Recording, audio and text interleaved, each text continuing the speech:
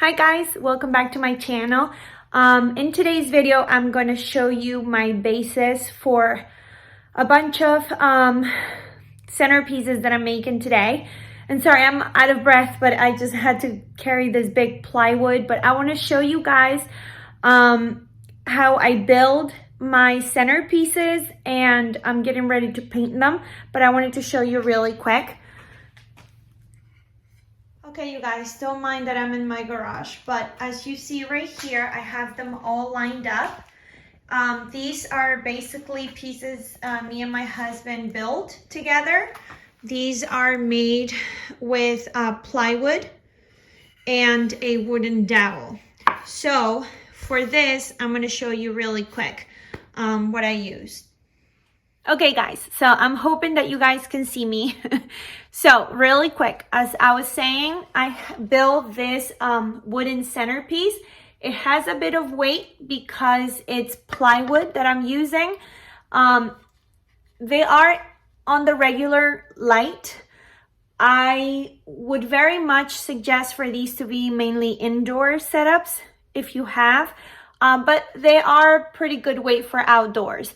Just be aware that if there's like a super strong wind, it might blow them away. But I mean, overall, it's a pretty good solid piece.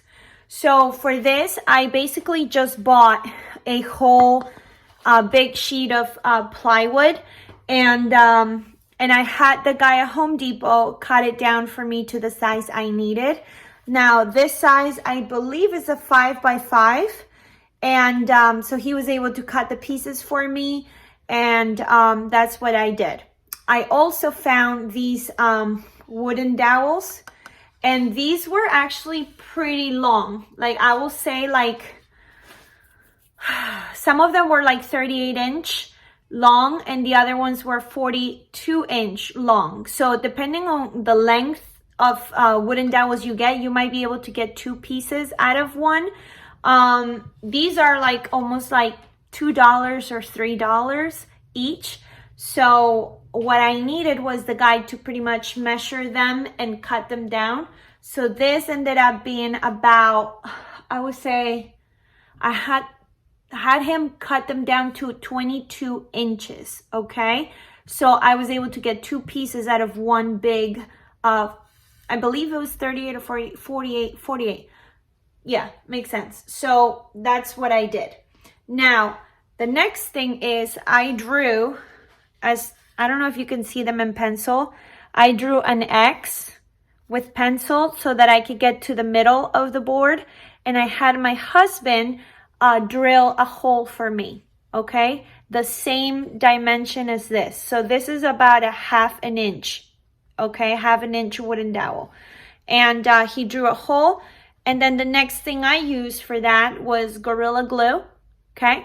I just put a dollop in there, and I stick my wooden dowel on my piece and hammered it a little bit so it could really go in.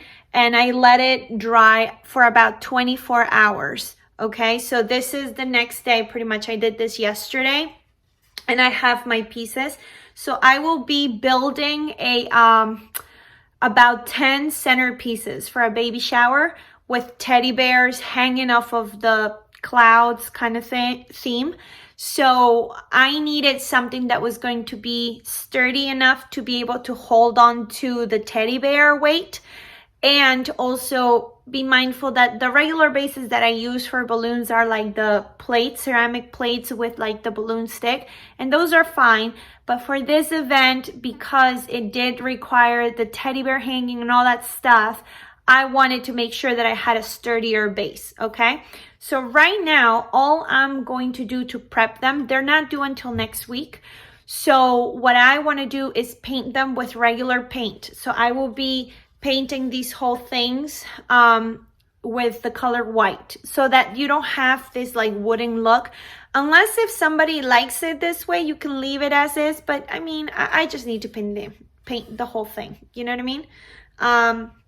Just so that it blends in and it doesn't distract so much. Although this color actually could go with my teddy bear theme because we do have brown and stuff.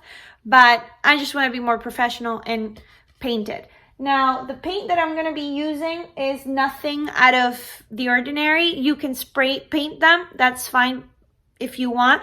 I personally don't like the spray paint. My hands are too like delicate, I should say, and I just hate, like, I can't, it's holding down that spray can, it just hurts my hands. And then you're breathing in all those fumes, and or getting into, you know, if you're in the open, they can get to your car, or, you know, if there's a wind, it could get to your house. So I rather just hand paint them with a brush. So I will be doing that, and hopefully I can continue this video to till the day of building them together and the day of the setup, so you guys can see a little bit behind the scenes of it. Okay guys, so for the most part this is going to be a voiceover, because all you see me do here is pretty much just paint my bases. There's no such thing as, like, I would say professional paint. All I'm doing is just adding one coat of this regular paint that I happen to have from when I did my ceilings at home. So I had this white paint. Now you can give it 2 coats. I really don't care for that. I just need them to dry quick enough so that I could just cover them. The only reason why I'm painting them is because I don't want the sides to look, or the stick, the dowel, to look that color cream. I rather have them white, but it's not going to be that noticeable whether you give it 1 coat of paint versus 2. And essentially it's just to cover all the imperfections. Okay, now for my balloon topper, double stuffing with little balloons, my big Bobo balloon, which I will drop a link to the video on how to get these done. But basically I had to do about 11 of these. It turns out to be 11 centerpieces. And here are the final results. I mean, how adorable these turned out. The colors match the invitations for my client. They're a touch of whimsical and very organic, with some of the pieces to have the teddy bear hanging and other ones with my regular design. And here there are my friends, my beautiful centerpieces in all of their glory at the venue. I mean, look at how great these windows are and lighting, and they just make the room so much different. I mean, they add so much height and decor. Even though it's just one centerpiece per long table, you can see how it brings some height to it, pulling the whole look together. And without these balloons arrangements, I truly feel like this space will be not complete.